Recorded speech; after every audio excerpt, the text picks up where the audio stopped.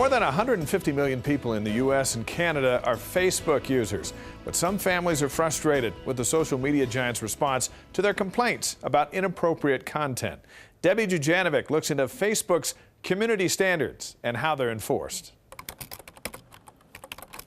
Log on and take a stroll through Facebook, now almost 1.4 billion users strong, and you may stumble onto some things that offend you. And the amount of offensive content posted to a site like Facebook Daily is actually kind of overwhelming. One KSL viewer wrote to us concerned about what she claimed to be a disturbing video that she reported to Facebook. For another viewer, it was a shaken baby competition. And another Facebook user said a sexually explicit ad offended her. And they were all surprised that Facebook denied the request to remove the posts.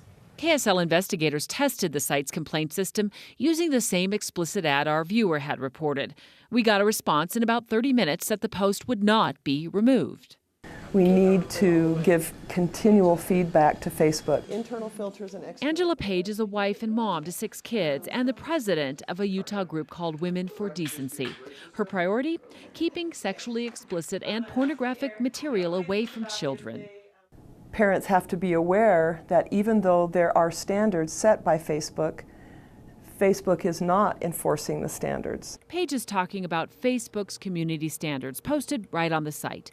They outline content that may be removed, but there is no guarantee it will be. And that's where the breakdown is now, is actually Facebook being timely in removing the inappropriate media and also acknowledging that it's inappropriate. What is offensive is entirely dependent upon the user. Dr. Matthew Meid is a professor for the School of Computing at the University of Utah.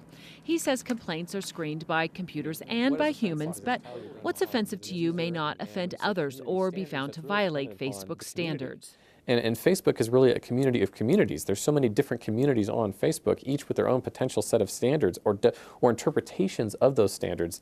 It becomes very difficult to police. In an email, Facebook told KSL it is a challenge to maintain a set of standards that meet the needs of its diverse community. They work hard to strike the right balance between enabling expression while providing a safe and respectful experience, and that they have teams working around the world 24/7 that personally review the reports that come in. Practice, that's a good one. And Angela Page believes users can work toward their own solutions. So if you do flag something and it is not removed, continue to flag it, and then continue to tell Facebook you want them to uphold the standards that they've already written. Now, if you want to report something that you might find offensive, all you need to do is click on the drop-down menu on the right side of the post, and you hit Report Post. Now, let's say a friend's post ends up on your feed and you don't like it. Well, you don't necessarily have to unfriend them. You have an option. You can click I don't want to see this, and that should help solve the problem. Debbie Jujanovic reporting. She was eliminated after making it to the top 20 on NBC's The Voice. But Madeline Page says she learned a lot, and her new video is our pick for this week's Clean Cut.